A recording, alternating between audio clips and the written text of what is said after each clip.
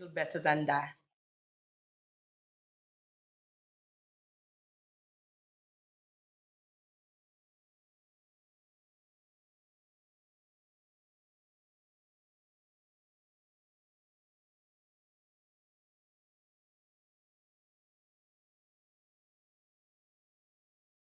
Say good evening, Tobago, and to those who are viewing around the world. I'd like to welcome you to Bridging the Diaspora. It's a small diaspora conversation hosted by the Chief Secretary of the Tobago House of Assembly, the Honorable Fali Chavez Augustine. He's sitting in the audience, so would you welcome him, please?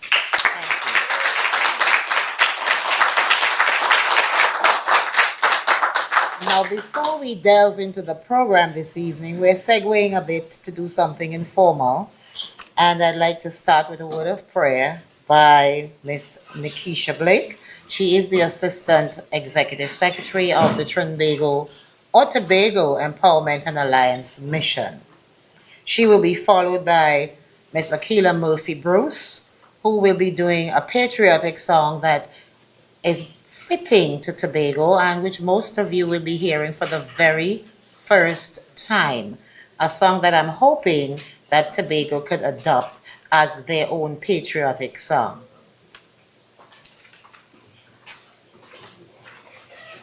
Good evening, everyone.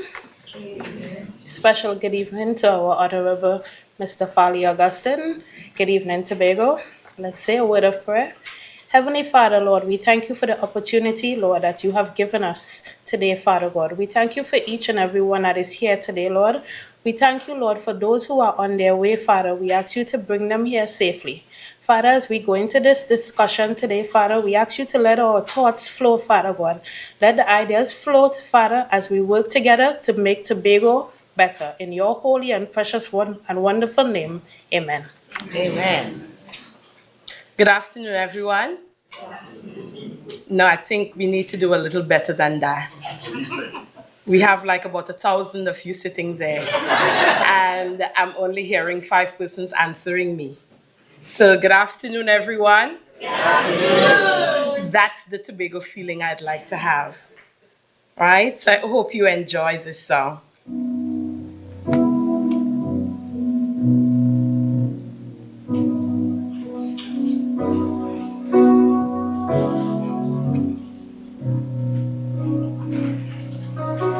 Your people patient, proud and strong. From Africa they came, have toiled and struggled hard and long to perpetuate their name. Your rugged mountains charm our sight, as do your crystal shores. Your vegetation us delight, with fruits and flowers galore. All hail Tobago, native land, and thousands who now roam. On many a continent and strand, yet love our island home. Your air is fresh, your water's clear, your climate benefic is temperate throughout the year. They help to heal your sick. Your sons and daughters everywhere. Now pledge your hearts to you with gratitude, goodwill, and care, with love endless and true. All hail Tobago, native land of thousands who now roam. Oh, many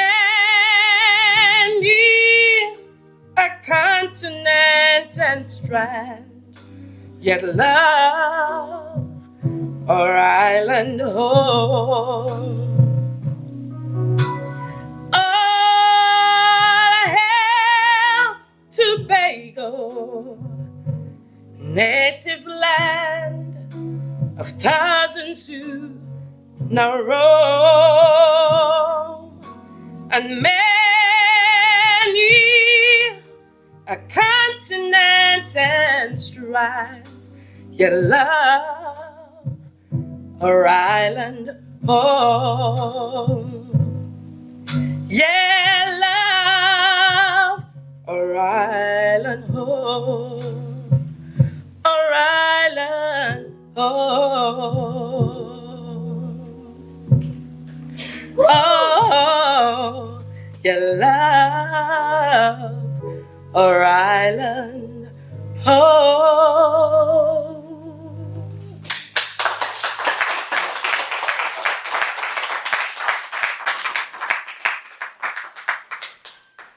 What a beautiful piece of music. And that was written by Dr. George Oliver Phillips. I don't know how many of you are acquainted with him. Years ago, he wrote that, his family sang it, but it has never been performed publicly. And I always feel that that's a song that Tobago should be adopting. We have an anthem, but we don't have a patriotic song for Tobago. So we follow through on that, yeah, Chief? Thanks, Nikki. Thanks, Akila.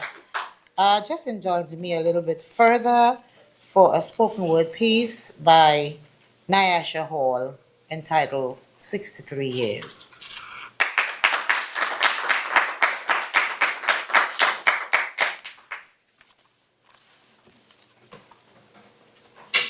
63 years now, we stand strong, from the colonial chain to freedom song.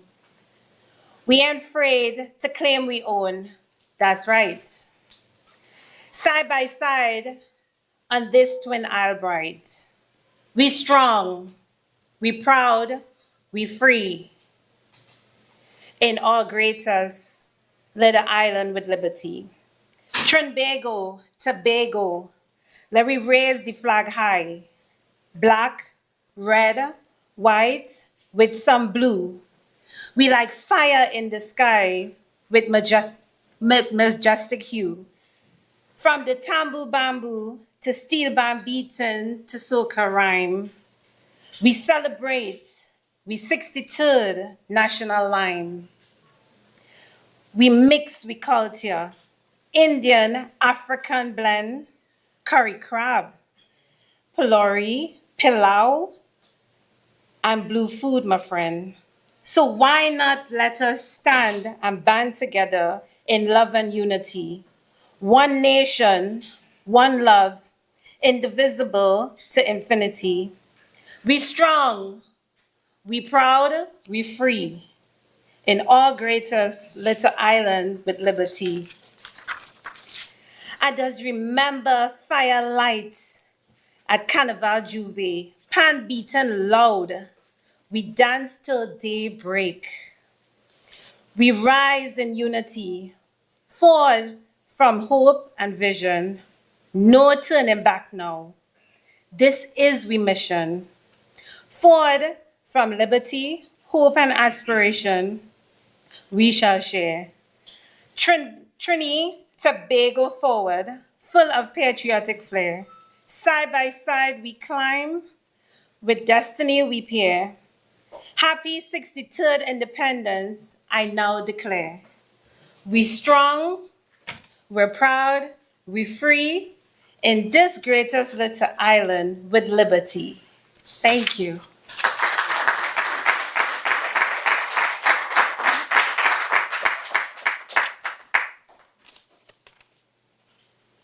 Where's the line? So could you repeat after me? We strong. We strong, We proud. we proud, We free. we free, In our greatest greatest little little island. with liberty. In our and that's Tobago. Yes. I'm almost done. We're getting there. We're getting there. We're getting there. I'd like to right now call on Mr. Jimmy Toussaint to just say a few words. He's a member of team. And Jimmy, could you come forward, please? I know I'm putting you on the spot, but that's fine. Because once the chief is up here, there's no turning back.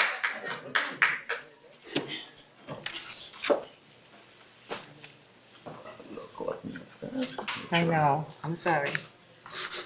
Okay. I got caught off guard, so now I have to go deep and think of what to say. But the good thing about being around Tobagonians, I myself am a Tobagonian, although I've lived most of the years in the US here, is that as what was it, great Calypsonian yesterday, Lord Nelson say, we are all one family. And the good thing about being one family is that we could talk among ourselves. We could make mistakes. We could, say things that we wouldn't say outside, and no one would hold it against us. So please don't hold anything against me tonight. Right, so team, let me just give you a quick little history. Actually, I was here 2 years ago, being the MC, first time doing MC, in fact, in an audience like this, and I'm here again, but this time, last time I was pretty prepared, this time I'm doing impromptu. So team, it was formed actually 10 years ago, and the exact date is somewhere around September the 15th, 2015. And you may ask, why do you remember the exact date like that? Because I was also a founding member, came to the very first meeting, and you may ask again, why it was so, important, that date, really. So prior to 2015, we would have, typically Tobago Day. And I would tell you, in my own little space, I was thinking, I said, we have such, great Tobagonians here. What are they doing for the island besides just having a little lime every August or something like that? And then everyone would just disappear for the rest of the year. You wouldn't see a Tobagonian in your face. Now, regardless of what people say about Tobago, we love each other. And we will fight again, that is the family. We fight among each other, but let no one come in and look to divide us. And that's something that we need to remember. So anyway, several years before 2015, the thought was, how do we get Tobagonians together? So eventually, I think it was Keisha, she's somewhere in the audience there. She reached out to me and said, we're trying to form a little group here. It's Tobagonians, and we want, because at that point in time, I should tell you also, from 2013, 14, and 15, or was it 14 and 15, there was no Tobago Day. It just went dormant. So from seeing each other for one time in the year, it went to 0 times in the year.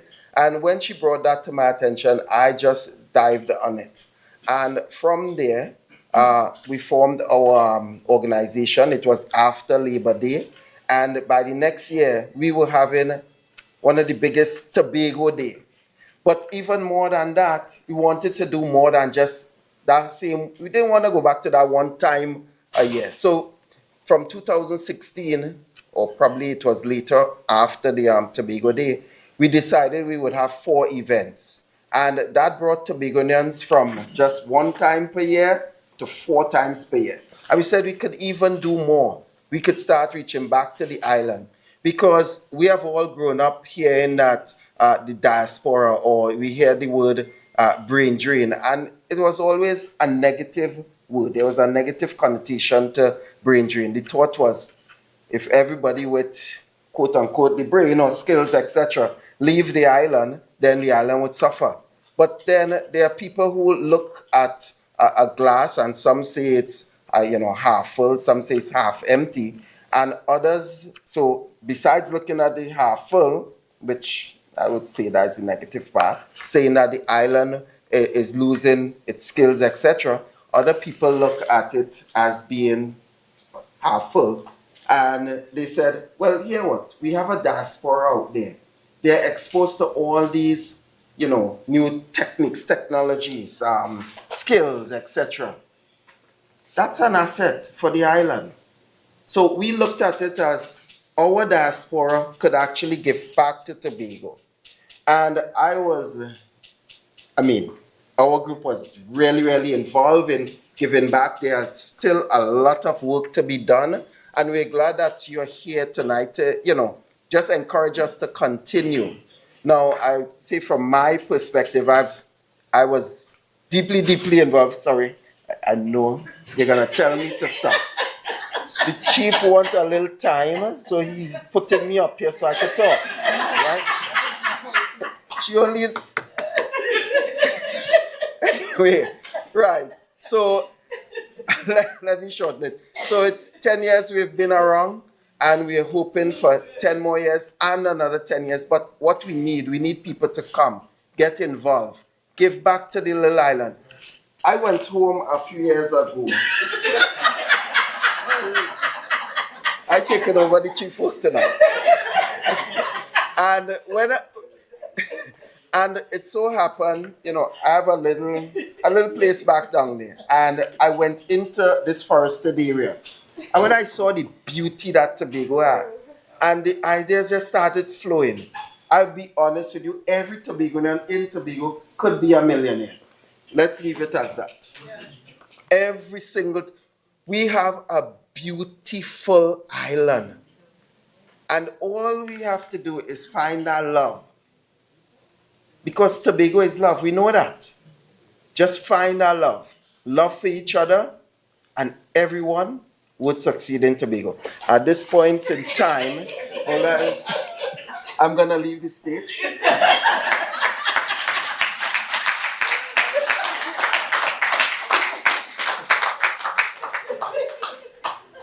Thank you very much, Dr. Toussaint, for that comprehensive report on the Tobago Empowerment and Alliance mission.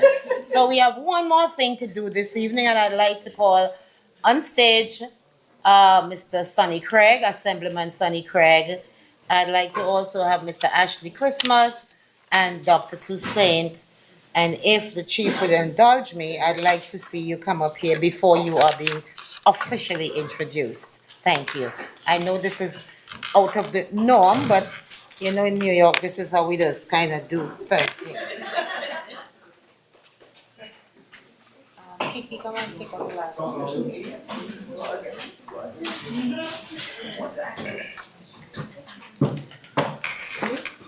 Now, I must say that although we have team here, we also have the Coral Reef Experience. And each year, the Coral Reef teams up with another community-based organization for independence, and we award nationals an Independence Award. There are 3 awards, but one of them goes to the gentleman who had to leave here this morning, which is Elvis Rajman. He's not here, but someone will receive it on his behalf. And there's also Mr. Kern Cowan, who is on his way here. So when he gets here, we'll probably do something else. So Assemblyman Sonny Craig, I met you 3 years ago in Tobago, and heard about you, and what has proven to be true is that you are a perfect gentleman. You have gone above and beyond, and it's true, and supported us when the Trinbago Progressive came to Tobago on a mission trip. And I've never forgotten that. And we would like to honor you this evening with the Pillar of Integrity and Excellence Award. And we honor you as a true champion of the people whose vision, courage, and unwavering commitment to community inspires us all. And in honor of Trinidad and Tobago 63rd Independence Award.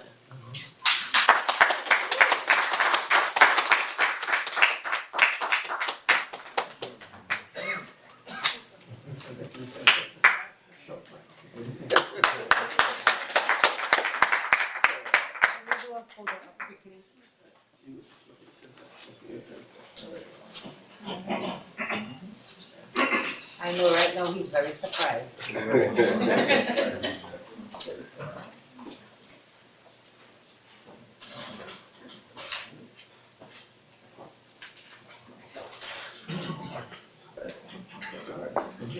Thank you so much. That's it. And now, yes, thank you.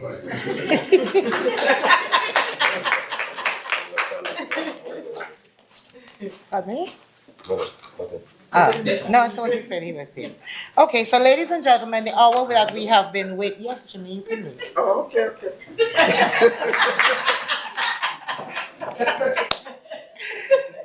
The hour is here for the man of the hour, who we have been waiting patiently to hear. So I want you to all stand in true Tobago American style. Put your hands together as we welcome the Honorable Charlie Chavez Augustine, Chief Secretary of the Tobago House of Assembly, as he addresses you this evening. Thank you very much. You may have a seat.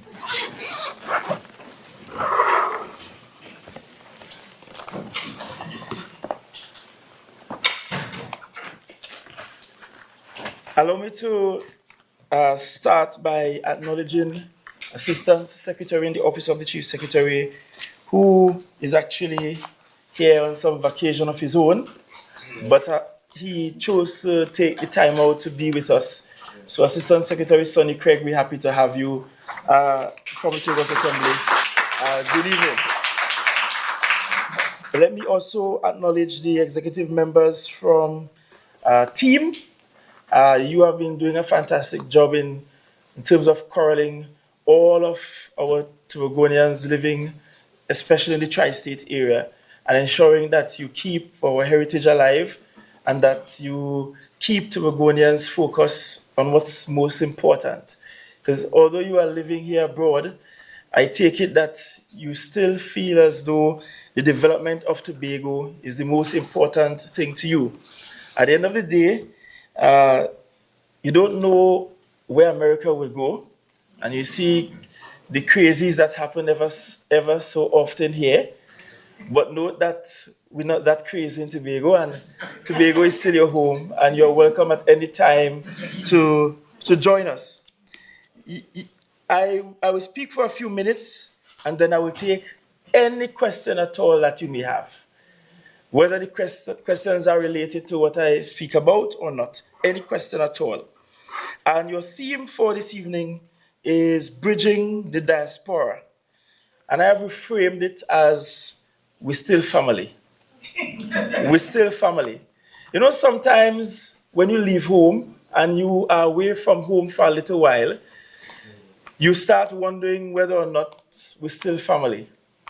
The people you left at home, the people that you occasionally send barrels for, occasionally send something through Western Union for, sometimes you call them and you get the feeling as though they've grown distant. But on behalf of all of those people and everyone that still lives on the 116 square miles of rock that you left behind, we're still family. And we still consider you to be family. And here is why it is super important for us to appreciate you as family. When we look at United Nations statistics through the UNDP, and they did a publication titled Migration in Trinidad and Tobago, Current Trends and Policies. And they looked at our data up to 2010. And according to their data, approximately 26.1% of our population migrated or is planning on migrating out of Trinidad and Tobago. 26.1% of our population. And that's, by per capita comparison, a significant figure, a high figure. Some estimates that outward migration from Trinidad and Tobago accounts for about 354,000 people, approximately. That too is a significant figure, considering that our population by the last census is only 1.4 million people. Based on OECD census, Trinidad and Tobago ranked about sixth in the world in terms of number of tertiary educated individuals living abroad. So from the large number of Tobagonians living abroad, it is estimated that some 79,300 of you are tertiary level educated. That means that you are pretty brilliant people, significantly bright, as we say in Tobago, and you are certainly helping to make some part of the world, wherever you are, a better place. As of 2020, approximately 70% of our migrants, those that have migrated out of Trinidad and Tobago rather, approximately 70% reside in the United States, followed by Canada and the UK. Canada accounts for about just over 70,000, and the UK just about 25,000. But that's numbers based on people who were born in Trinidad and Tobago and migrated out of Trinidad and Tobago. When we do the real multiplier effect, meaning when we stop and we consider our descendants, because many of you here have children, some of you here have grandchildren, and it does not matter how long the pumpkin vine go, in Tobago we consider you to be Tobagonian. We're still family. So your children born here, and grandchildren born here, you consider them to be family and to be Tobagonian. And very often you will bring them home, whether it's at Christmas, whether it is for funerals or weddings or for carnival, because you want them to understand that they might be born in America, they might have an American passport, but they're very much Tobagonian in culture and makeup.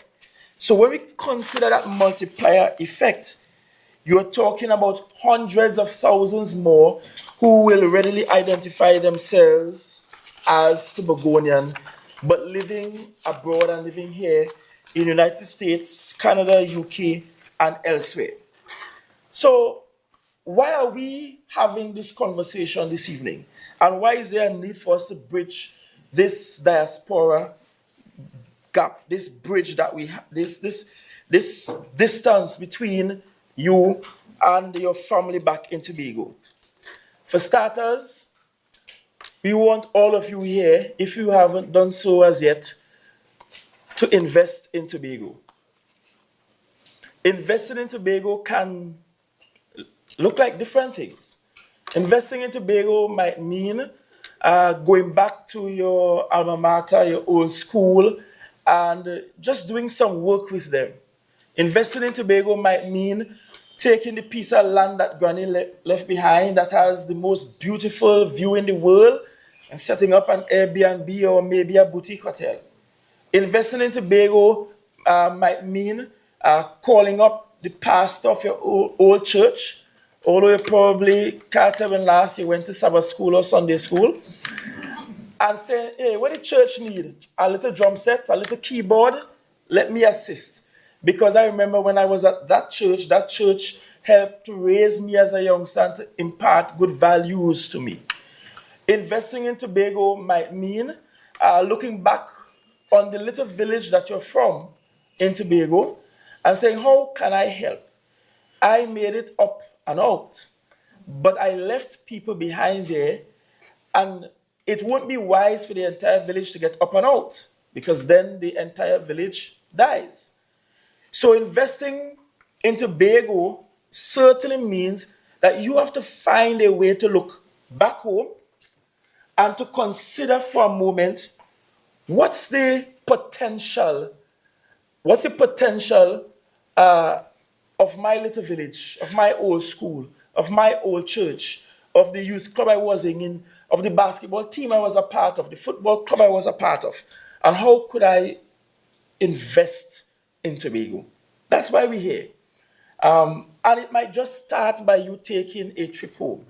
Because every time you come home and you clocking at A&R Robinson International and you go to the hardware to buy some sheets of galvanized for granny house or mommy's house, or you go buy quartz because the bed you left there is still the bed your daddy is sleeping on and they decide they want to do a makeover, you buy some paint, or you and your siblings stop fighting over the one property mommy and daddy and leave for us, and we figure out what to do with it as a group.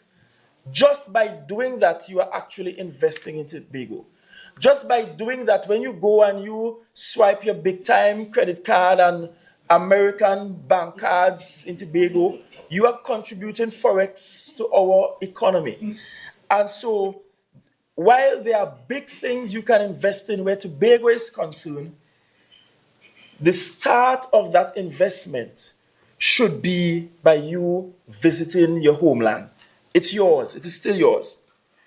We are also here because many of you seated here have property in Tobago, and I'm sure you are anxious to ask of the Chief Secretary, can I get a wall? Can I get a drain? Can I get a road fix? The last time I went home, I had to swing from 3-4 potholes. Can you talk to Secretary James for me? I've been calling him.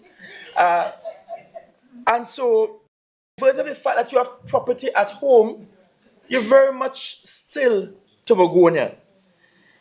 We are also here because many of you seated in the audience here, you are so invested in Tobago that when the silly season comes, once every 4 years or once every 5 years, you find yourself down there to choke your hand next to whoever you feel like you should support. And no, I'm not going to tell you this evening who to support. This is not the time nor place for it. But I'm sure you could pick sense from nonsense. We are also here because when we look at the data where tourism is concerned, and we have all been raised on an island where the single largest industry outside of the government sector has been for years the tourism industry. But when we look at the data, Tobago is being left behind. And a reason for that is because we haven't been quite treating with the arithmetic correctly. In the Caribbean, we receive across the Caribbean about 34.2 million international visitors every single year. The Caribbean is the world's most tourism-dependent region, bar none, by miles.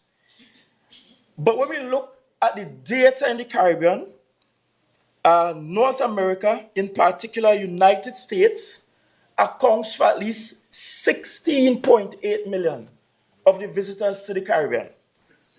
Right? Of the 34 million, almost 17 million comes from United States alone. Canada accounts for about 3.3 million. And when we look at all of Europe, they account for just over 5 million.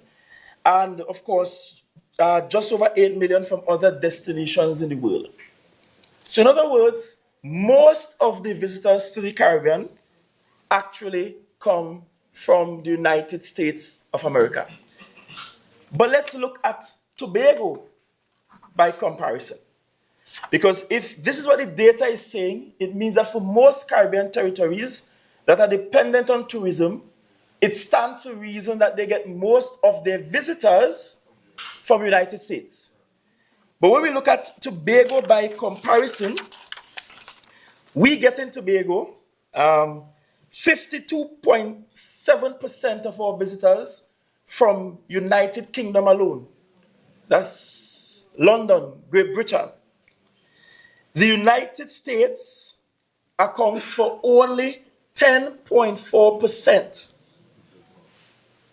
of the visitors to Tobago. 10.4%. And this 10.4%, I'm not talking about diaspora, because when we collect our data in Tobago, we separate our diaspora visitors from other visitors. The Scandinavian region, and about a decade and a half ago, the Scandinavian region had accounted for the majority of our visitors, but today Scandinavia accounts for just about 2.3%. Germany, 8.8%. We are, in fact, seeing an upward trajectory where Caribbean visitors are concerned, but they're just hovering around 5%. For you in the diaspora, you account for 16% of our visitors home. So the second largest group of visitors to the island really is from the diaspora. But of the 16% from the diaspora, 68.3% of that comes from United States of America. So let's go back at the comparison again. If we look at the rest of the region, they get by multiple of millions, most of their visitors from United States. Tobago stands out as an anomaly in the data, in that we get most of our visitors from Europe, not from North America. And perhaps we have been missing out on what the rest of the Caribbean, what they have been getting from tourism in the region. I was at World Travel Market last year, November, I believe it was. And we are negotiating with British Airways to come to Tobago. Every year we negotiate the flights, what it will cost, the marketing support, because those guys don't fly to Tobago for free, right? In fact, they don't want to fly and make a loss at all. The only way they're coming to your island is if they are guaranteed that they will not make a loss. So sometimes we do what is called marketing support, and we pay for that. Sometimes there is a commitment to paying for seats that are not used, and that's the old model. And sometimes we enter into an arrangement that says, listen, we will come in on the back end only if you make a loss. But either way, we have to negotiate. And in the room, British Airways is saying to us, our worst performing destination is Aruba. And this is last year. And I'm saying, Aruba? Aruba does get more visitors than Tobago? Oh. And then they said to us, well, our visitors can't keep up with the American visitors. The American visitors spend more money. The American visitors, they tend to stay a little longer. And because of that, they are driving up the prices on hotel rooms, on rentals, on food, on the liming spots, to the extent that BA is saying we can't really compete. Because when we bring visitors from the UK to Aruba, for them to get a hotel room, you have to pay what the Americans are paying, and they can't afford it. Meanwhile, for us in Tobago, we have found ourselves sort of pigeonholed into just the European market. So why am I telling you all of this? Because this visit, and this is the second such town hall meetings I'm having across 4 years with you. I had one in 2023, or 2022? 23. And now in 2025. We have to penetrate the US market. That's where the spend is at. The data says that most of the visitors to the Caribbean, they're actually coming from the United States. So why are we spending gargantuan sums to get them from Europe to come, where the data says that it's only a small amount from Europe will actually make the journey into the Caribbean. Let's be real. The Europeans for generations have been in the Caribbean. They have seen it all. They were there to steal our lands. They were there to enslave our people. They were there to own estates they never purchased. They were there in the early days of tourism in the region. They have taken all that they need and they're going elsewhere now. The US market is where the spend and the money is located. And so this engagement with you in the diaspora is to say, first of all, you are our ambassadors. There is no better marketing tool than having citizens living abroad saying to people in the country they now live in, home by me nicer than here. Go and visit home by me.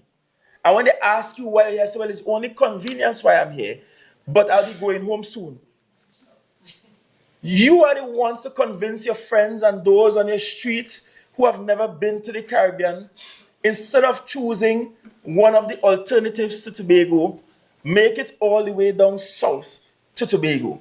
You are the ones to bring them home for a little 2 days. Let them catch up by granny someplace. The next time they come, they will want to stay in a hotel because my granny ends so comfortable. and granny still have curfew hours for what time she door must lock in the evening. But you must become our major brand ambassadors, our living, walking embassies. So to say to the world, this part of the world at least, that Tobago means something. And I've always wondered about this question of pride and patriotism. And we have a lot of conversations about that now, given that we're not having any marching for independence this year. And the parades for independence are extremely important. I will not be one to downplay it. But our patriotism must go beyond just Independence Day, just beyond the fireman and the firewoman and the trucks and that pride you get in the moment. It has to go beyond when we win a football match. You have to live it. Let's compare ourselves, and I don't like to do it, but let's compare ourselves with some of the others in the Caribbean diaspora. You will be walking the busiest street in New York, and you hear them. And just the linguistic choices they make, you know where they come from. You know they're proud of where they are from. There's a place people will want to visit. And let's be real, they have higher crime rates than Tobago. But millions more go there, notwithstanding. And that's because people see a product for which their own citizens are proud ambassadors of. And you must be a part of that. There are a few at home who thinks that it is a waste of money to engage the diaspora, that I shouldn't be here, that we should not be here.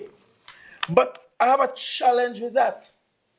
In order for Tobago to showcase at World Travel Market, which is the largest or the second largest travel expo for tourism in the world, is between WTM and the one in Berlin, Germany, ITB. Just to be in the World Travel Market, just to get a booth, and I just to pay for the space to put down a booth, you're talking about $500,000 TT dollars. It's upwards of £50,000 just to reserve it. And Tobago have been doing that for years, year on year on year on year on year.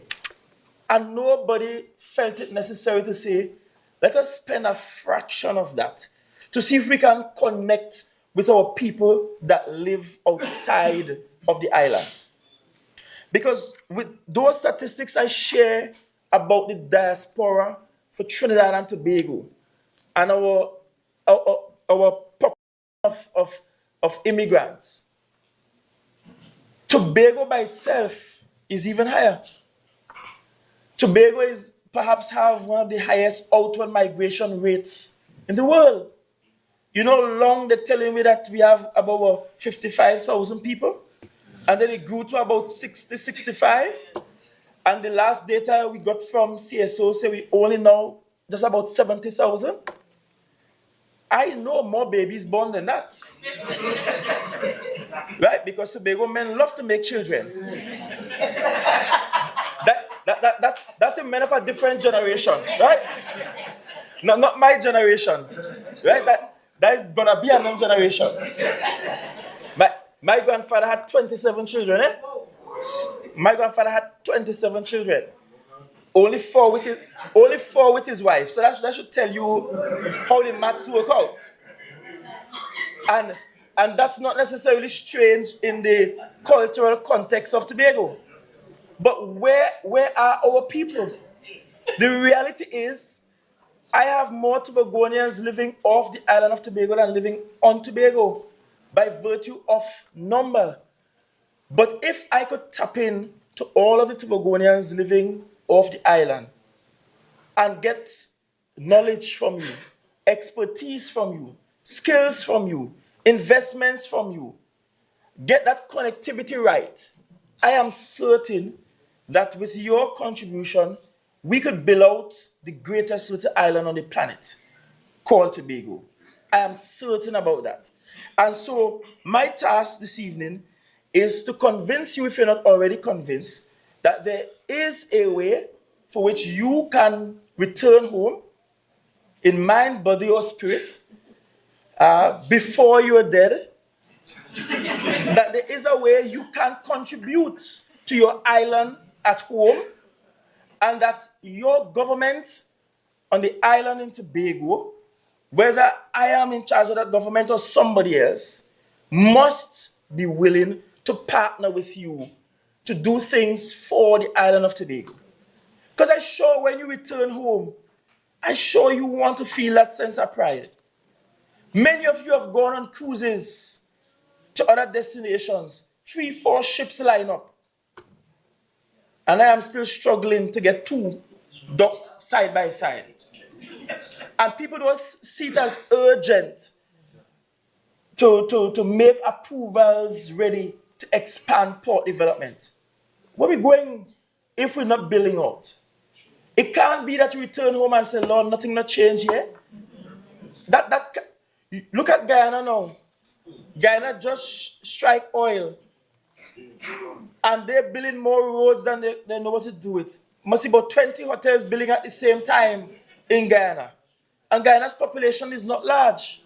Their population is lower than Trinidad and Tobago. They didn't even reach 1 million. And I applaud Guyana, and I'm very happy for Guyana. I'm happy for anybody in the Caribbean who make it big, who strikes gold. But that was Trinidad and Tobago. And it might be easy for my generation to sit down and judge the generations before and what they did with all of the oil wealth we had as a country.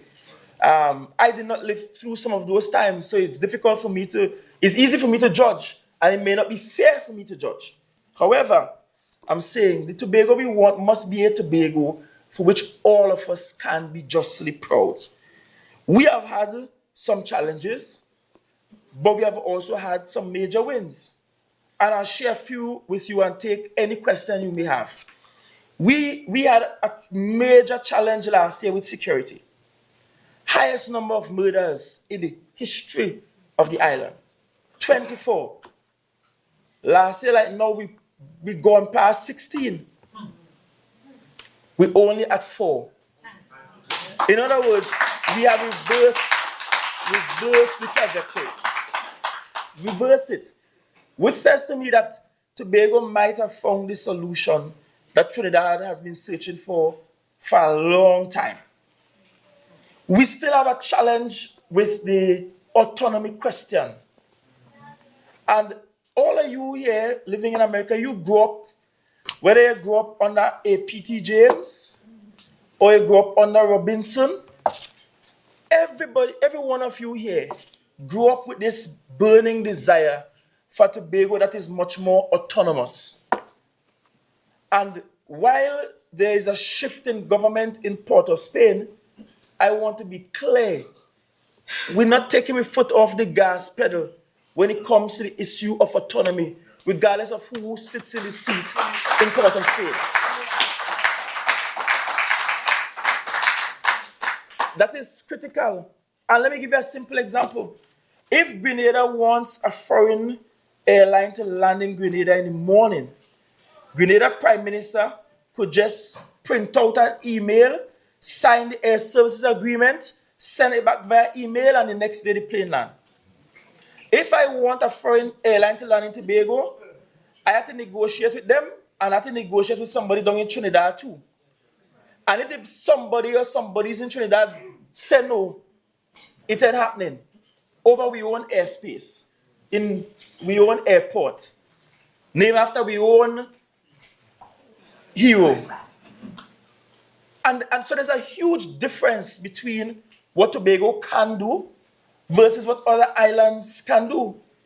I saw recently Mia Motley launching this whole waterfront development.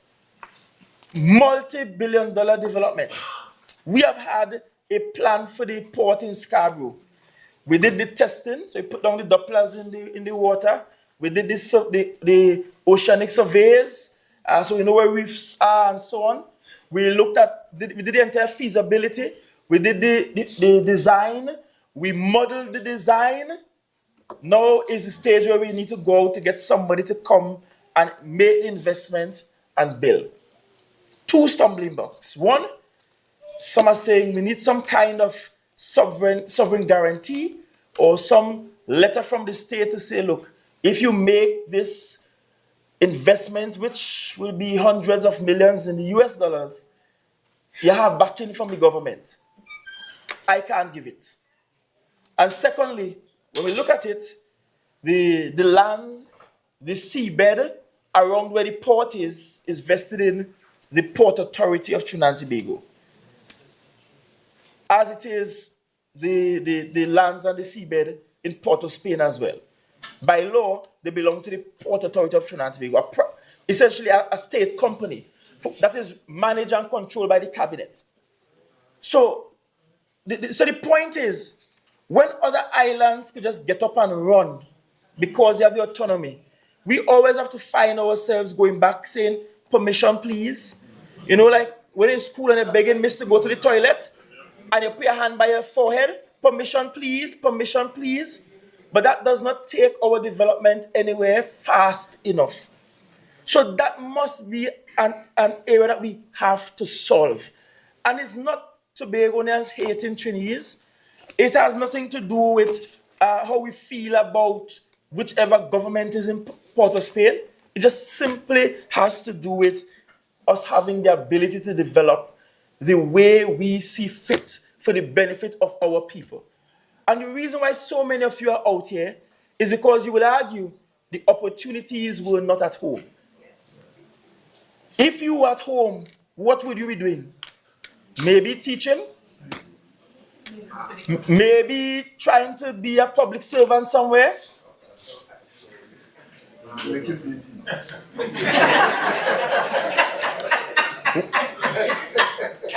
Well, Tobagonians aren't making that many babies again, eh? Our birth rate is down significantly, right? At one time, our average per year was just under 1,000. Our average per year now is just over 400. So this new generation of Tobagonians, you youngsters, don't take myself out, don't seem to want plenty babies. But the point is, the question of our autonomy has practical implications for our development. And that's why we need it so badly. But I want to close by saying to you, all of you, I consider you brothers and sisters of the diaspora. You are, to us, you are our heartbeat that lives abroad. You have the ability to carry all things Tobago across oceans. You are here lighting up cities and towns, and you're doing so in your own Tobagonian way. You live abroad, but you very much belong to the beloved 116 square miles. Tobago might be small, but we're vast in spirit. Tobago might be small, but Tobago is powerful enough and talented enough that we have produced some of the greatest minds and greatest talents anywhere in the world. We have contributed so much to the development of Trinidad and Tobago. We heard the spoken word about 63 years. We heard the patriotic song earlier. We have been there for the country. When the country was just starting out, we were producing, from Charlottesville, producing the first set of people to run the public service in the country. We were producing first local governor of the central bank. Based on our population size, we have produced more prime ministers in comparison to any district in the country. Any district in the country, we two. And we had a president in the mix. We have had so many talented people that have raised the bar for Trinidad and Tobago. And many have died with the hope that they could do the same for little Tobago.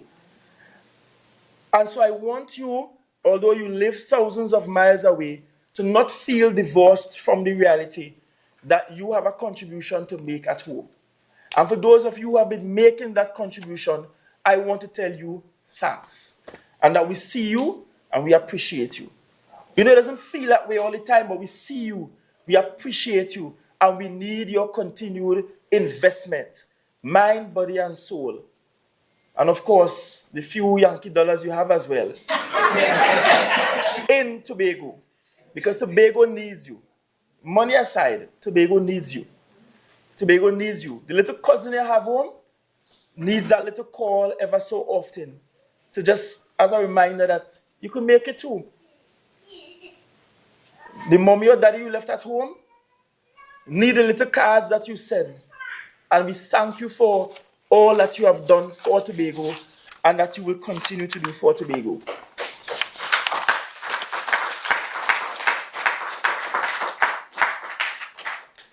At this juncture, I'll take any questions you may have.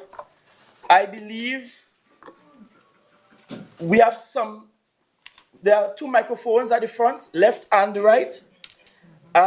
We have till about 8:30 here. I don't want to keep you here that long. But of course, it's all up to you. But any question at all about anything, Tobago related, of course. Right? If it's international relations related, my position is whoever answers the phone at the White House, I pay respect to that person. Right? So whoever answers the phone when we call the White House, that is who we work with. When you change that person, then we'll work with the next person. So no international relations questions of that sort. We can just get a firm position on that. But any other question? Yes. Good night, everyone. Good night, Chief Sec. Good night, distinguished guests. Can we get your name because we will Richard have Jacobs. and all else to be without looking. I'm listening to you and I want to make a few quick suggestions because I came here in 2023. Yes. Sorry. And oh, sorry. Right, good. All right. Right, good. Yeah, so I was here in 2023, Chief Sec, and my background is in international finance, worked for several international investment banks, as well as international marketing. Now, one of the questions I want to ask you is the problem I have. My wife is from the Dominican Republic, so I met my wife in business school. And I always go to the Dominican Republic, and you have Punta Cana and La Romana. Where I live in South Brooklyn.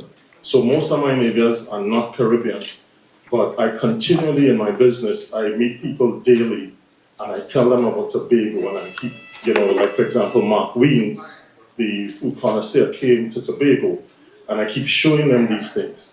The problem, which I am glad that you all have addressed, is that there's no brand awareness of Tobago. I've been in this country for 30 years. I came here in July of 1995.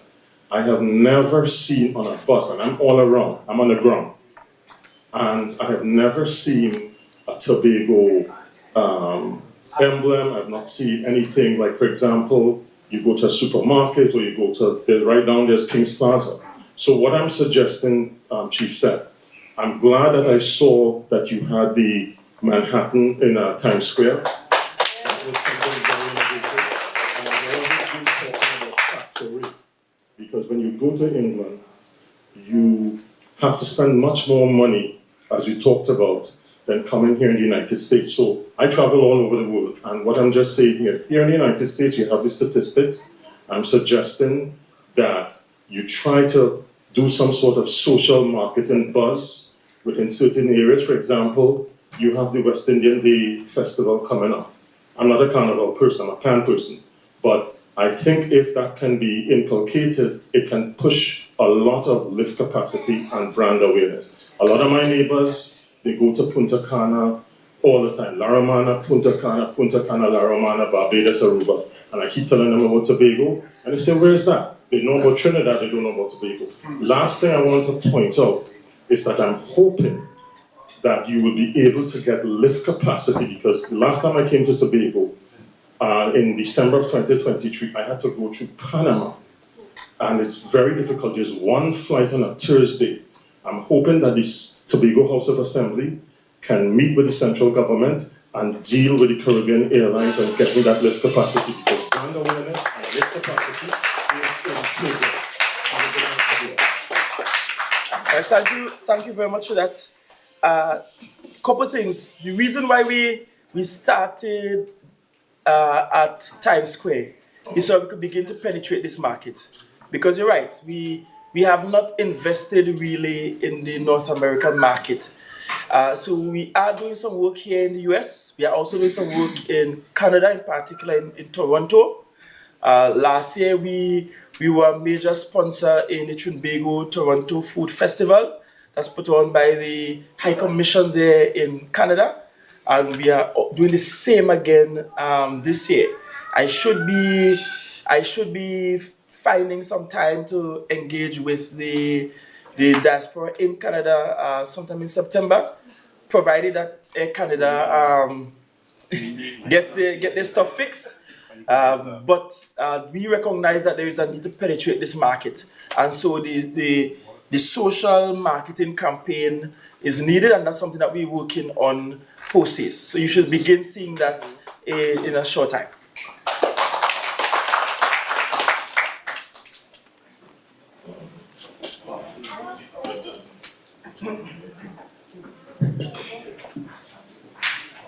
Good night, everyone. My name is Alexis, and I actually graduated with my bachelor's in psychology at Mega Evers College. So, and this is my daughter Laura. She likes to be with me everywhere. What part of Tobago are you from? Well, we're Mary's Hill, but my family is Moses from Lambo. All right. So when they come up and give you a name, tell where your family from. Okay. Is that Tobago thing? We need to know where from. Okay. Right. So as someone who travels the world as well, I'm not going to go into great detail, but a lot of places that I've been, when they see my Trinidad and Tobago passport, they ask me, where is that? Or either that, I'm the type of person also, all of my friends in New York, if they hear me talk, or if someone is asking me where I'm from, they say, stop, Alec, I got it. She's from Tobago. Don't mix it up with Trinidad. She's from Tobago. I am a big ambassador of Tobago. For my daughter's 4th birthday party last year, I brought her godparents down. And because I travel a lot, I am also part of groups that are based on the continent of Africa. And I also have positions in those groups. And I had people who they were saying, we would love to come to Tobago. But when you check the price is crazy, or particularly for the planes, either that or to get the connection, it's too much for them. So last year when I was in Kenya for one of the youth organizations that I'm a part of, someone was saying that they want to hold an event somewhere in the diaspora. So I said, what about Tobago? The only question that he asked me, what's the ease of getting the flight? After that, I couldn't say anything. So not only do we need more flights going to Tobago, we need more people coming to Tobago. Tourism is definitely not that big. One of my brothers got married in Aruba. The only major tourist attraction that they had was their national park, and it was all cactus. And there's so many people who go to Aruba.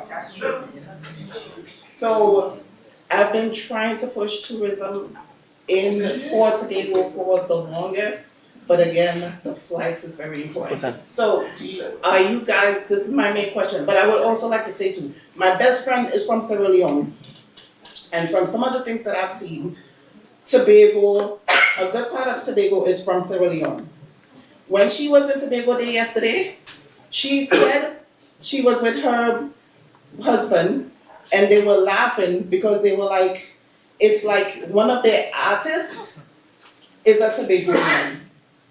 And they're trying to wonder when he went to Tobago to get some of these songs, some of the dances, and their Mokajumbi, they call it something else.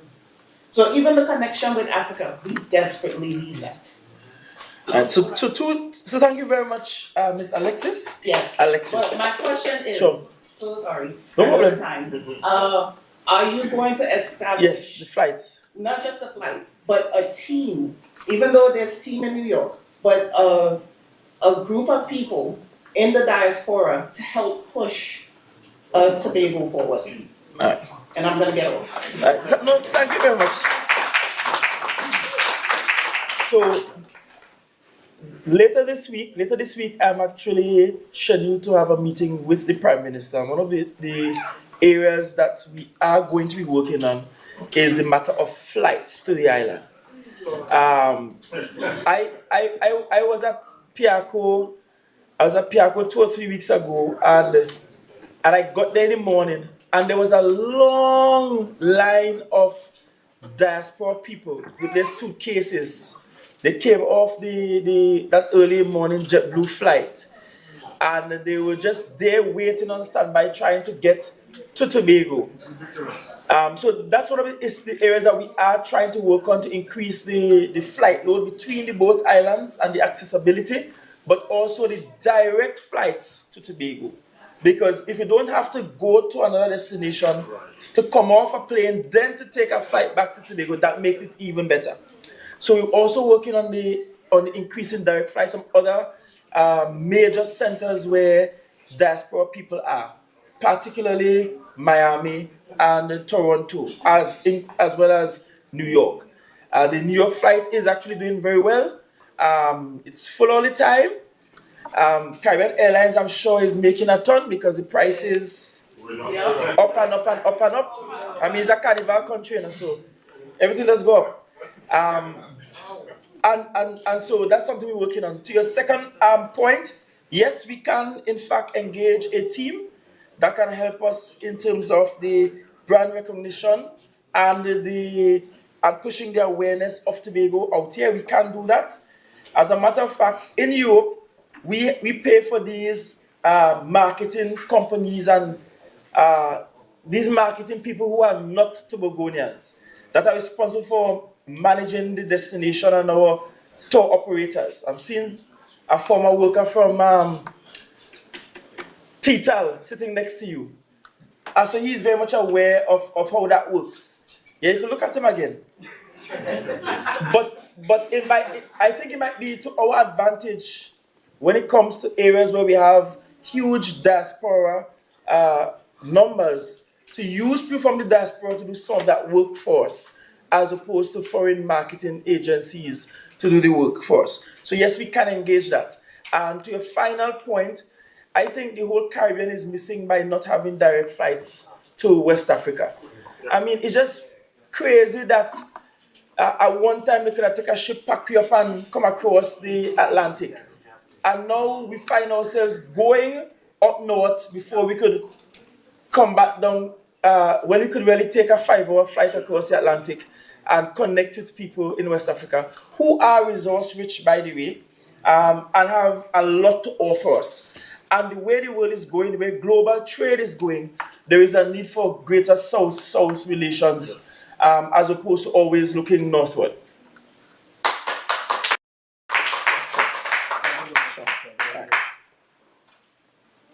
Good evening, Chief Sec Farley. First and foremost, I hear we're Melville cousins. Right. So my grandfather's That's correct. family, mother's family is from Speyside. So we'll trace that side. We've traced it just now, I yeah. wonder if it's from the grandfather with the 20-something trust. No, it's on the other grandfather. 30-something. We'll figure that one out. Yeah. So thank you, Sister Alexis, on the African Diaspora.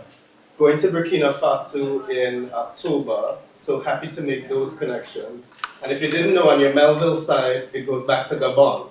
That's correct. So we'll figure that out. I want to know what I have been very involved in tracing several families in Tobago, and I want to know what plans you all have to preserve the historical records and all of the history. You know, I'm really proud to see all of the heritage work that's happening in Tobago, and it is an important source for tourism. There are people, like Sister Alexis is saying, in the diaspora, Black Americans, Africans, other Caribbean, Afro-descendants, that want to connect to the larger story, and it is locked in Tobago.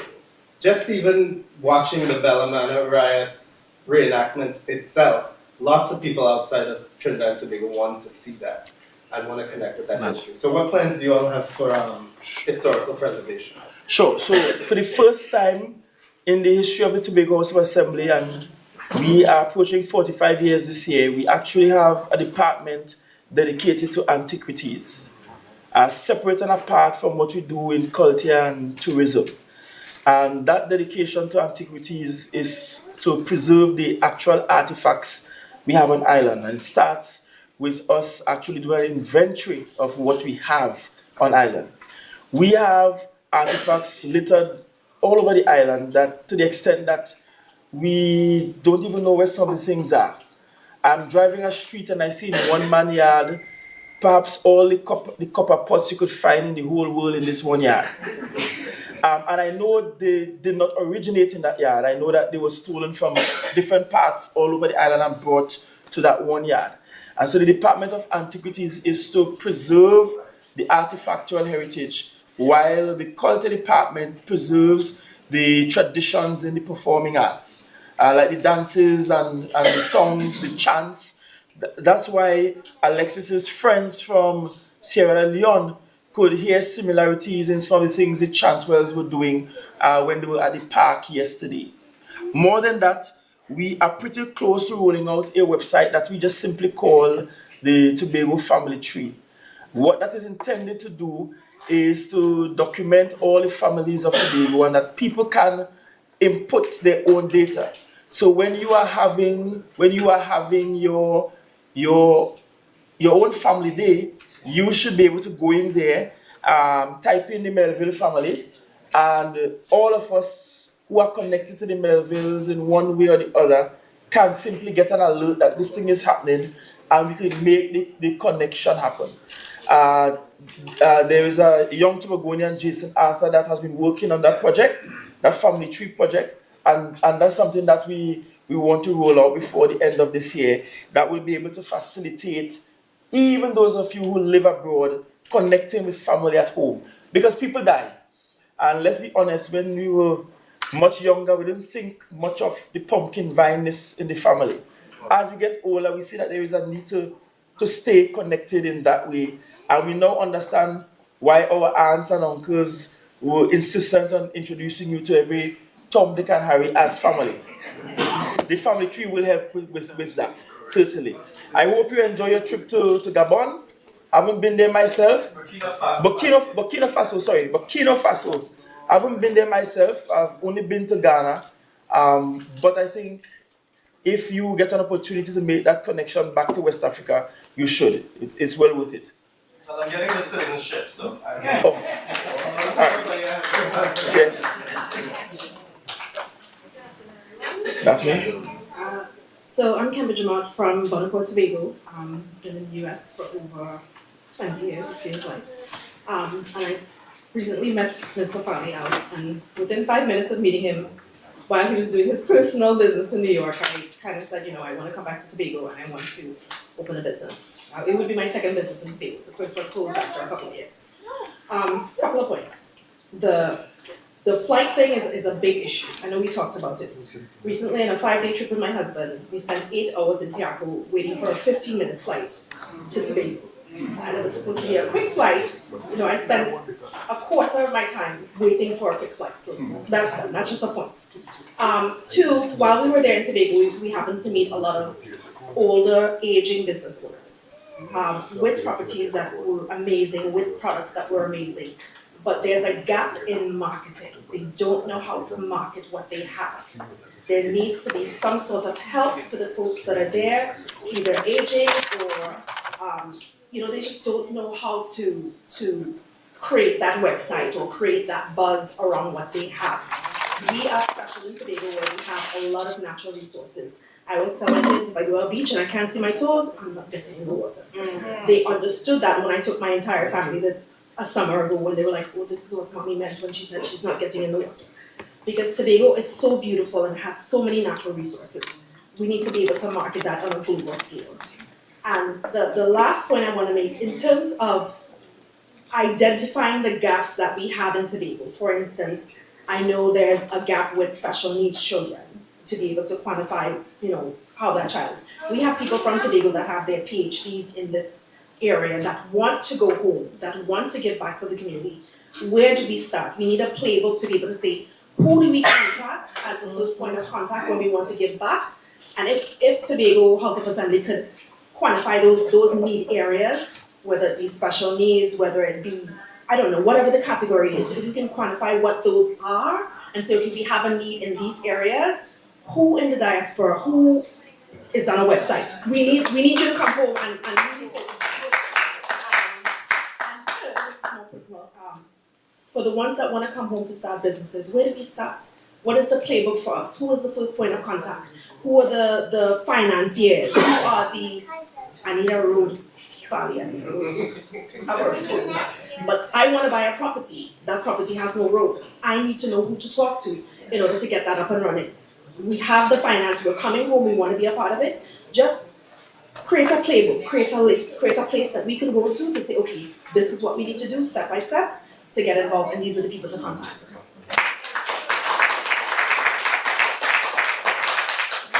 I thank you. And I'll just pull out a point quickly. And I appreciate your observation in terms of the marketing gap for some of the excellent products we have on island, especially for aging business leaders that don't have the skill in marketing. So I take that note back home with me to see if there's something we could do there. In terms of connecting us out here through some sort of skill bank, knowledge bank, with the needs at home, let us start by ensuring that we get registered. So the purpose of the QR code at the door is so that we won't just mind your business, but so that we could connect with you in real time. And we have been trying to circle back to have a sort of virtual help desk that you could reach out to whatever the issue is and have a sort of virtual one-stop shop for you. So we have been lagging on it, I'll admit that, but that's something I would push to see if we get done within this quarter, at least within the next 3 months, to ensure that you can connect with home. We will know what sort of skills you have and what you can offer, but also importantly, you will be able to connect with people who can help you when you're getting home, especially if you're coming to start a business, you want to open a bank account. The rules have changed now. When you last open a bank account home, you could have go with $20, an ID and a utility bill. It ain't so easy again, right? Because bigger countries like your country here tell us we need a long list of things to open a bank account. So simple things like that, people come home and by the time the 5 days pass, you ain't get to finish the business you came home to do.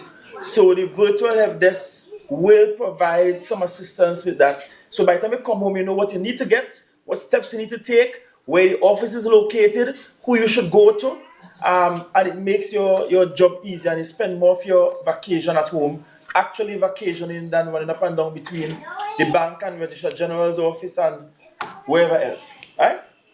I say thank you, Kemba, and we look forward to the business that you're about to open in Tobago. I'm sure you will. I'm sure you will. Yes, sir. Thank you, Chief Sec, and people to the Diaspora. The name is Kato, Mason Hall, Hope. My main concern is land title in Tobago. We're having a problem with the land title in Tobago. And I talked to the one of the secretary, but she did not get back to me. And I'm trying to get onto her,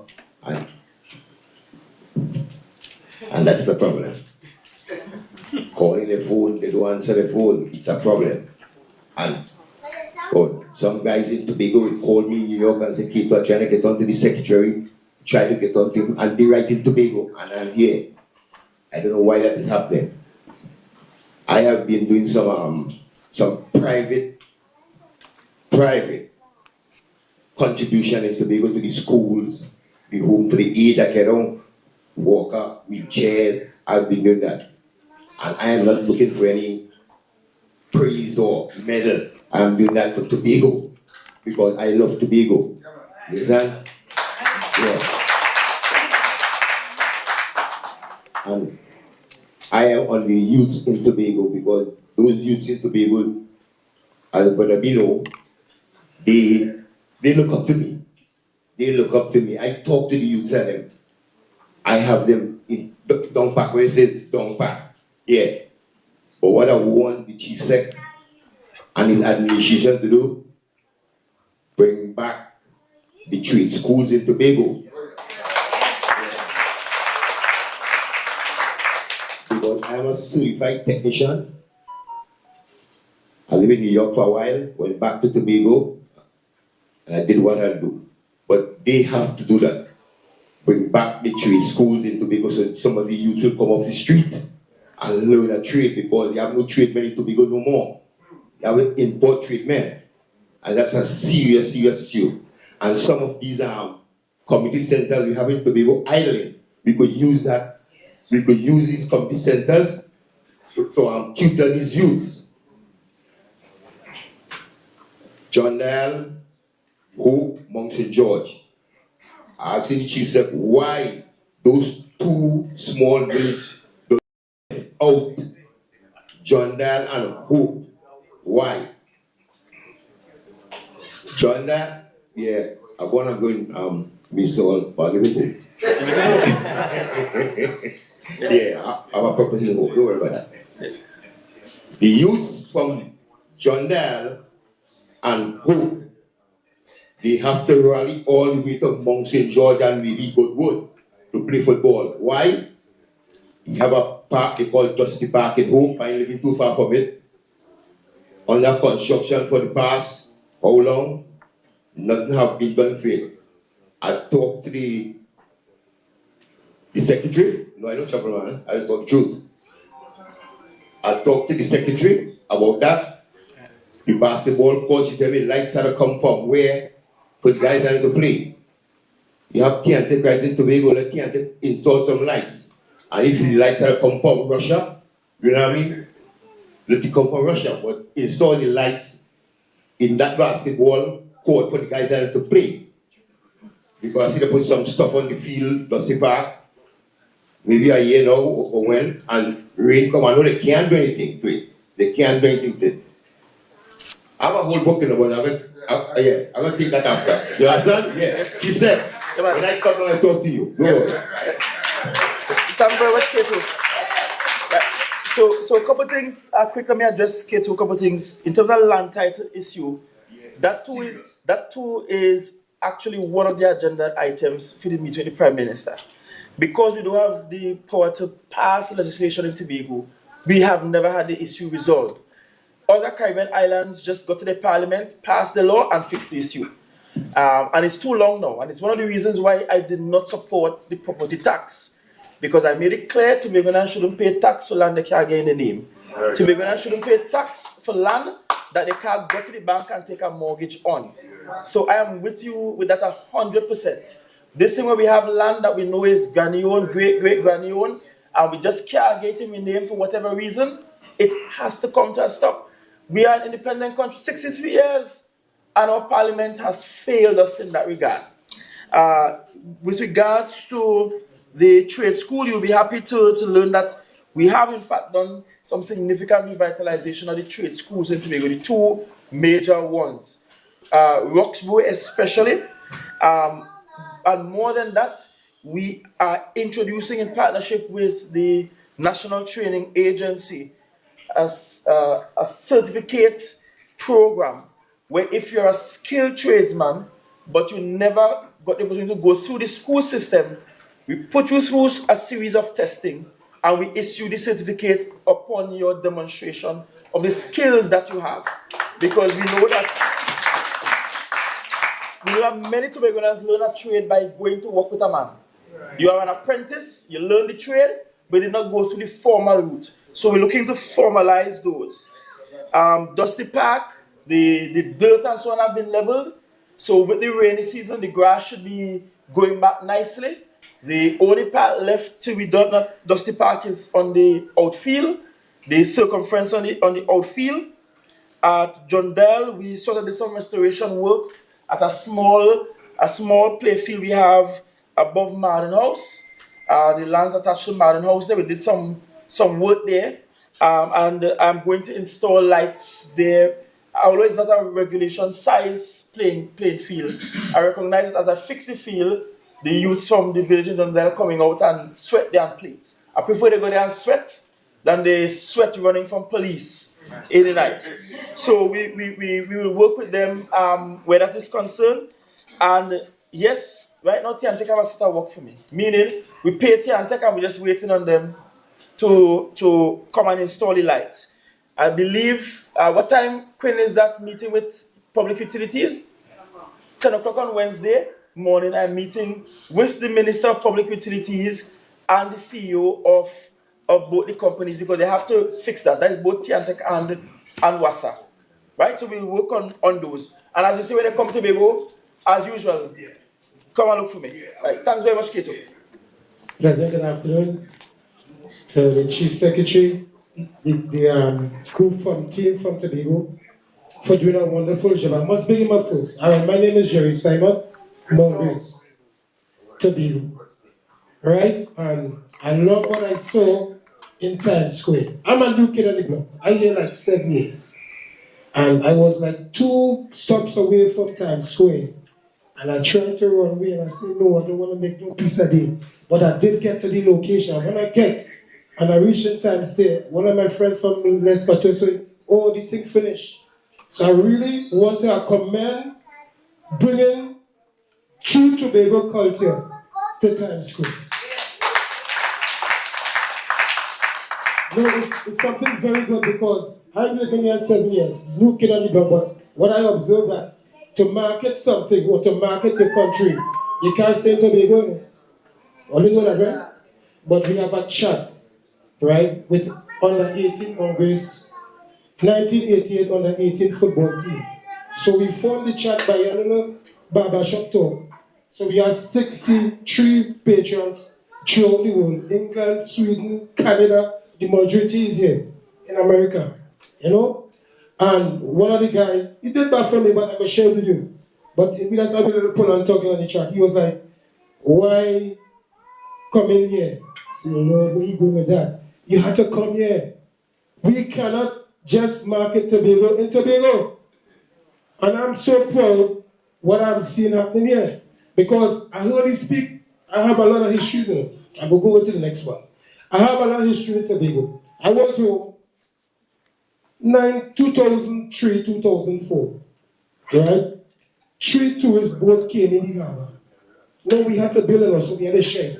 And when they came in the harbor, Tobago didn't have enough taxis.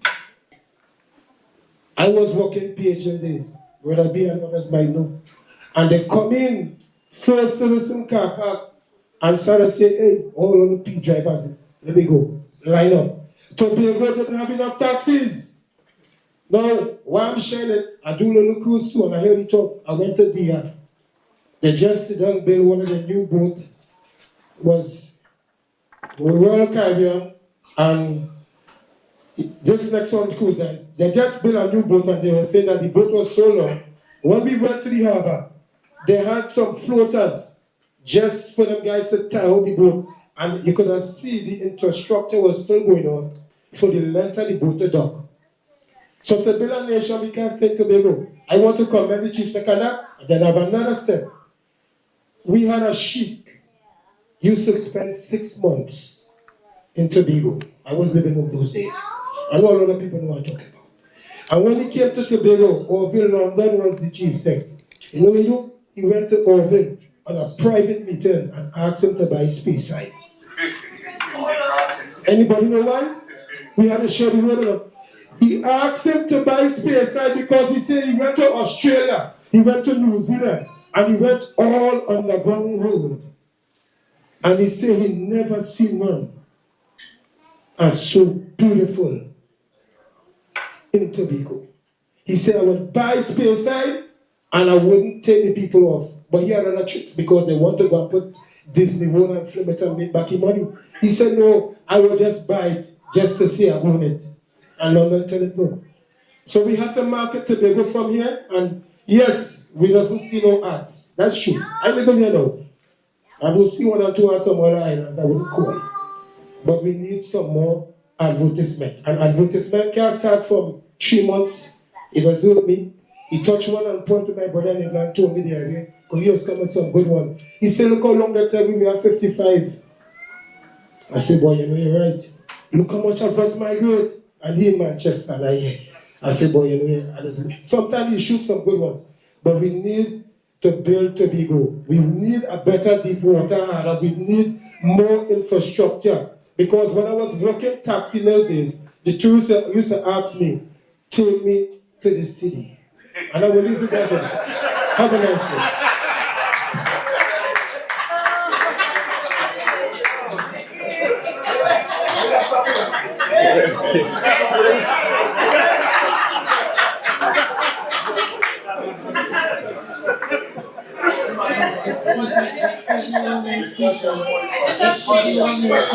Excuse me, please.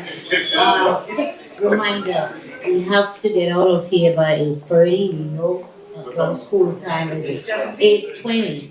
So I will take all the questions. I'll take all the questions we have there, and then I'll respond. throw it outside. They will still put you out from out there. No, 1 second. I'll take all the questions we have, and then I respond, as opposed to going after each. One by one. Okay, so thank you. So let's be mindful of that so that everyone gets their question in, because I want you to do that. Thank you. All right, good night. My name is Keisha Benjamin. 3 quick questions. From? Keisha, where from? Government House Road. We want to attract tourists. We want them to come to Tobago. But what do we have to offer them? You come at the airport and you meet the guys for the reef boat rushing you as soon as you walk out of the terminal. Unacceptable. We need to have people trained, well dressed, a pin. Let me tell you something. Jamaica, poor as it is, people with their heel dropping off, but they're still well put together. You have to sell something to these people. You can't just sell Tobago, and when we get there, there is nothing to see. So, Chief, I'm asking you, could you kindly have tourism look into having these people have a course, well put together, khaki pants and white jersey with a little cheap pin? Let them look like we're selling something and we're going somewhere. We can't have scalpers in 2025 badgering you in the airport and badgering you on your way to Pigeon Point. 1. 2. We're giving out wheelchairs. We want to give back to the diaspora. We're giving out everything. But we have a lot of people who amputee, and we have to lift them from the car to the house and vice versa. I think a ramp is inexpensive. We have to ensure that these people have ramps, because some people 300-400 pounds, and it's difficult to be moving them back and forth. Even proper ramps in Tobago at some of these government facilities with chips, cracks in the walls, cracks in the concrete fixture, unacceptable, because that would eventually probably push a lawsuit. So we have to look into these things. If you have amputee wheelchair persons, build proper ramps. We're looking at tourism. We're looking at health tourism. Chief, we need an MRI machine. We're good at buying stuff, but we're not good at maintaining stuff. And when we get, I'm hopeful that you and your, health looking good so far. I give Dr. Faith a prop. Let's not play on Facebook where health is stuff, so let's be honest. But if we buy an MRI machine, we have to maintain it. And it's time. We don't have to have somebody come in service us. We can do it online. So you're buying the MRI. I hope you're having discussions with the Minister of Health that we need an MRI machine like yesterday, but we also need people to know how to work it and maintain it. You're doing quality checks every morning to ensure that it is up and running. Last but not least. Chief, I just want to commend you. Keep up the good work, you and your team, and put God in everything. Bye.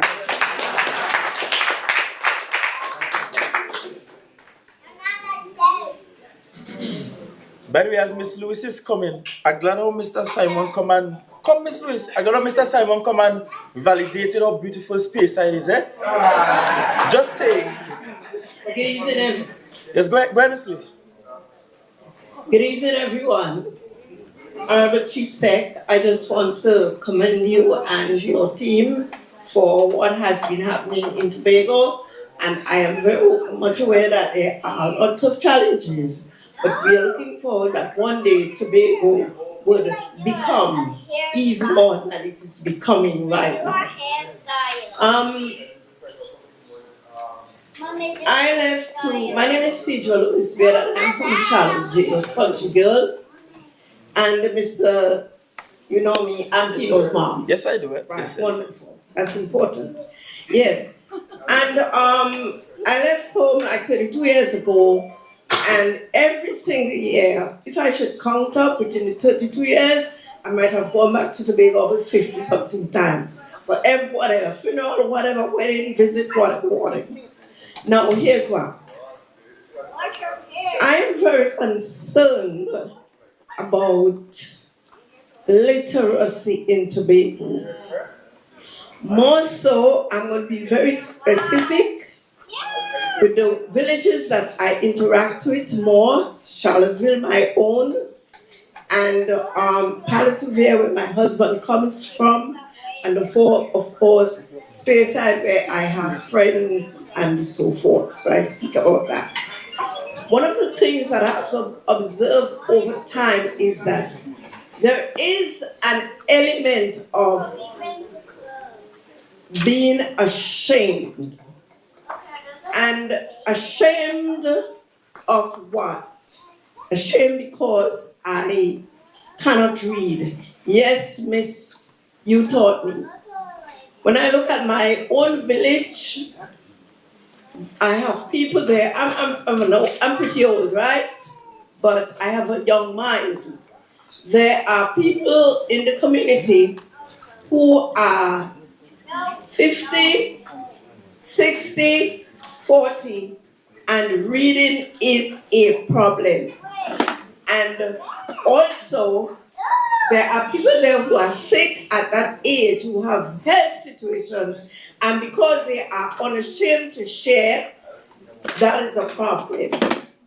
So, over the last 4 years, after COVID finished, I have been contemplating having a conference in Tobago. I sent a note to you, right? Yes, a conference in Tobago, more specifically in the East, and if it boils over, I am prepared for that. And I need help from the Assembly we will put it forward. So what I'll do, we could definitely support that. I just need a connection, right, so and then I could stop right here. We will give you the connection this evening, right? So right after the meeting, we'll just talk with, where we had there, right? Talk to the lady there, and we will move on it. Right, thank you. Yes, sure. I'm done. Thank you.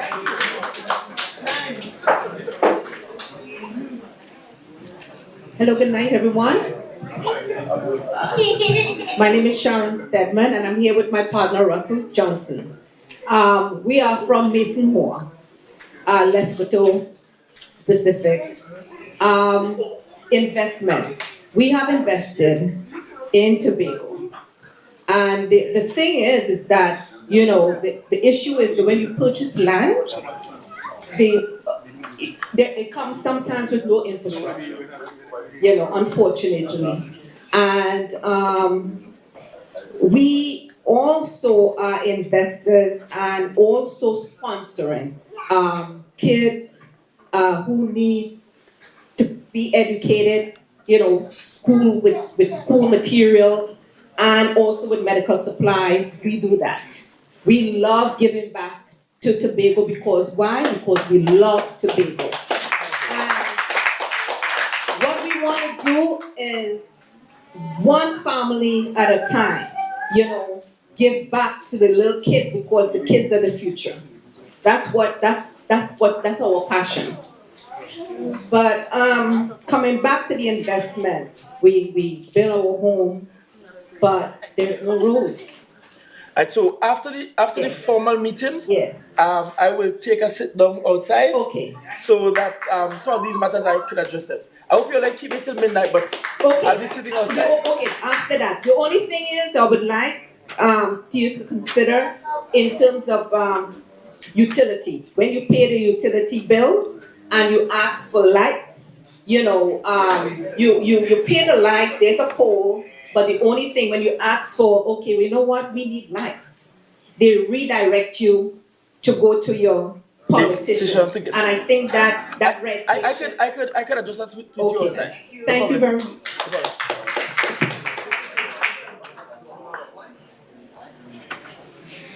So we are at 8:29, right? But we'll push the envelope a little tiny bit. So we have two people. So just go straight to the point. And if it's a matter that I could address with you in person, we'll just do it afterwards. Mr. Chief said good night.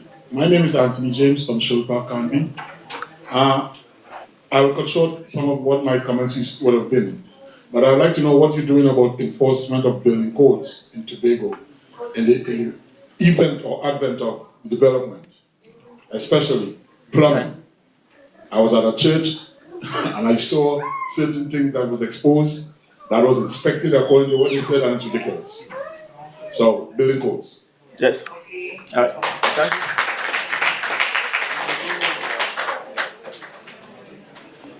Yes, good evening. My name is Victor Brathwaite. I'm from Charlottesville originally. I spent some time in Glen Road, but I grew up in Canby. My family is from Charlottesville and the Moors.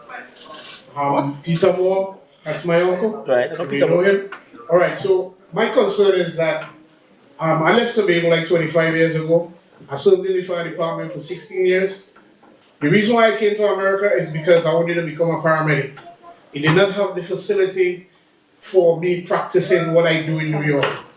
That is a concern that I have because we're talking about tourism and life dependency and people knowing when they come to the island that they have a particular level of patient care pre-hospitally.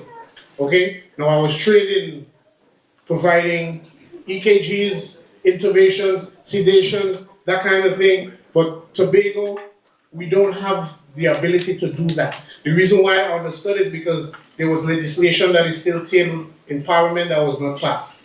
I did a course in Nehru's before I came here, and when I went back to Tobago, that was 1998. I couldn't do it, so I just left, came to America, and I've been here since that.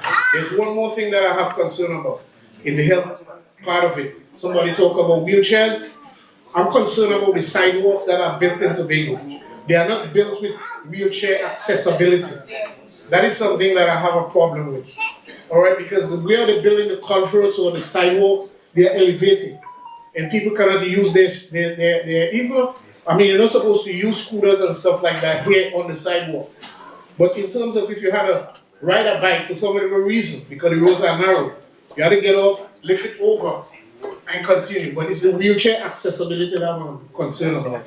Okay? Thank you. I'm also a product of Bonaccord Trade School. Okay?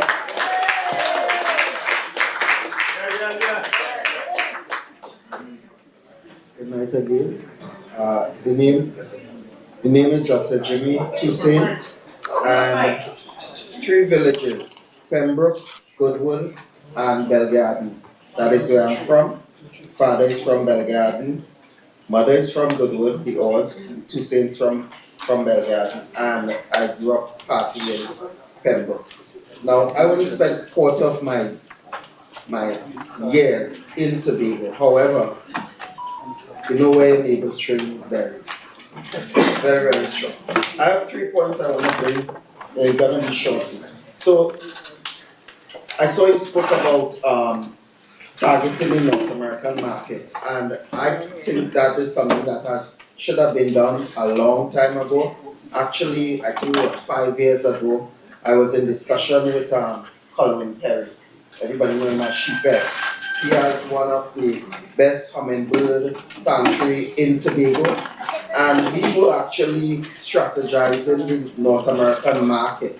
We even came up with a tagline called 5 hours to paradise. Because just imagine, there are so many, the diaspora mainly exists in North America. We have a national airline that flies back and forth from North America and Canada every single day. Why haven't we been targeting that? So I think it's a great thing that you're targeting the North American market. But then we bring the tourists home now. And one of the questions, and I'm surprised that no one asked it tonight, what is happening with that airport that we had all that fanfare opening? We need the airport to be open if we want to get tourists there, because we know the problems of passing through PR code. In fact, until recently when they started back the late flight, I stopped going to Trinidad, because generally what I like to do, I like to leave work and catch a 5 o'clock flight into Trinidad and then into Tobago. One time I stayed overnight there. I would never do that again. It was just terrible. And Tobagonians shouldn't be facing, I mean, it's Trinidad and Tobago. Tobagonians shouldn't have to sleep on the airport. And once you get the tourists to Tobago, this is another, and sometimes we have to ask, we have to be realistic about ourselves, we have to ask the hard question.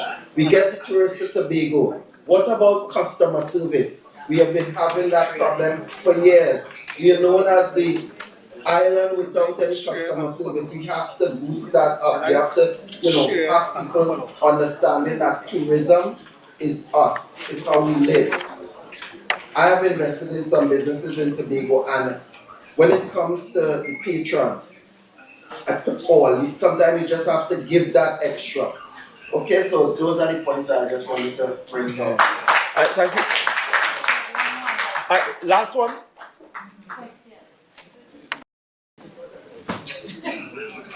Good evening. Good evening. Mike. Ashley Christmas. Mike. Ashley Christmas, Charlottesville, grandfather, Kenan Bonaccord, Reese, America since 1988. Chief. Can we get 10 more years from you?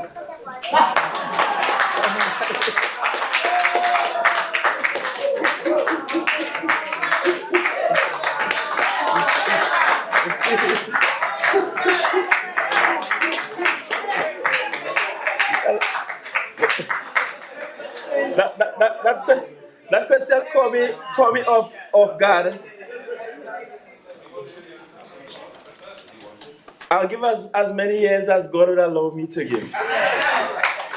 But let me just quickly wrap up by saying a few things. The new airport, Dr. Toussaint, we should have a schedule for opening before the end of August, because although the airport was built and there was a commissioning at a so-called practical completion, the airport has to be certified internationally. And so whatever the requirements are for those certifications, we have to meet those requirements. And part of that includes some additional road development for which lands were not acquired for. So we're trying to settle those matters.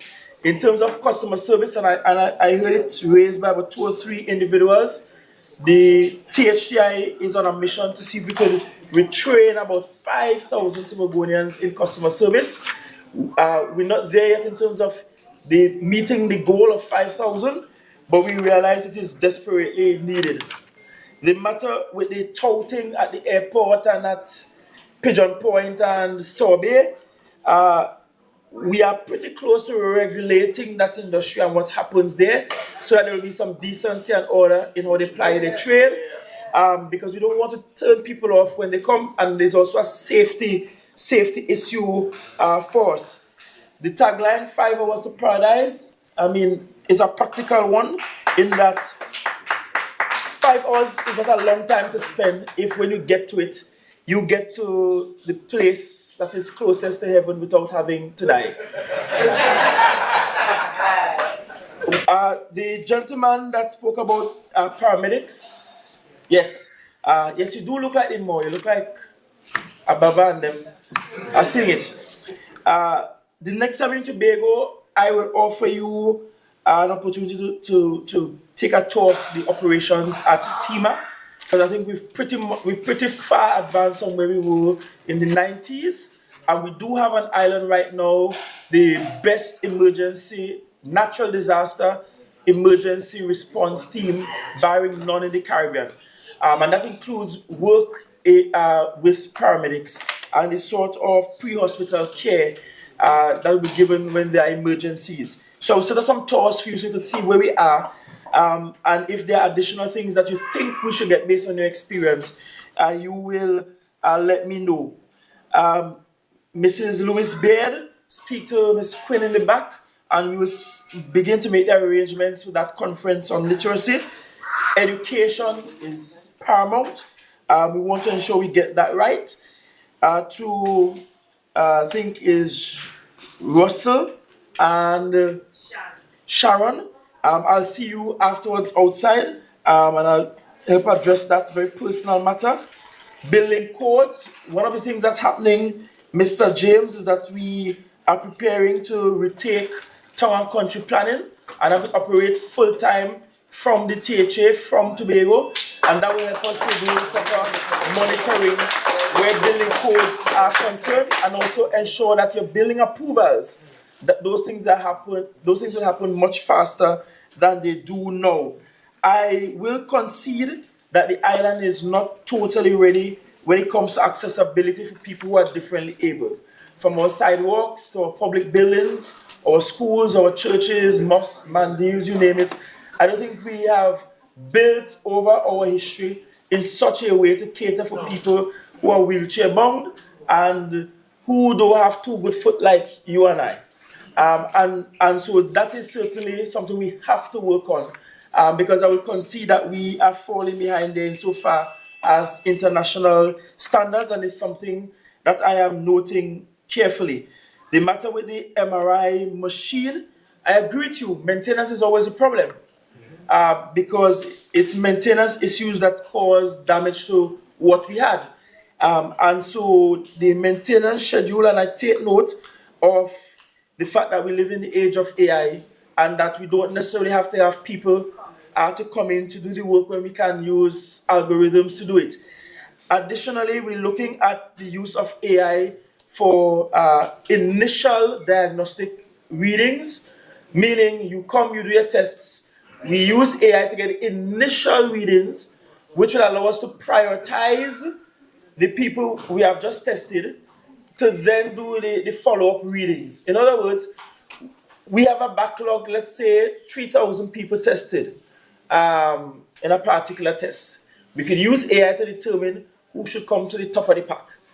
Because in medical care, it can't be first in, first out. It has to be who has the medical issue to be dealt with first.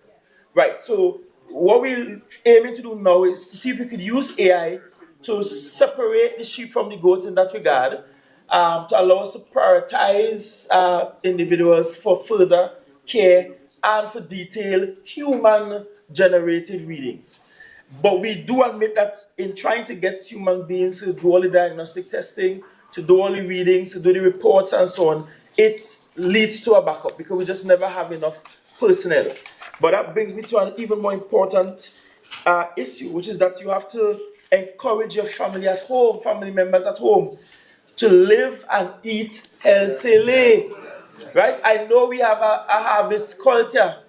And I know when we go harvest, we're not going harvest to eat salad. Right? But at the same time, harvest is one day in the year. You can't eat every single day with all them starch and all the greasy foods and fatty foods that you're eating. Because today's generation, we're not walking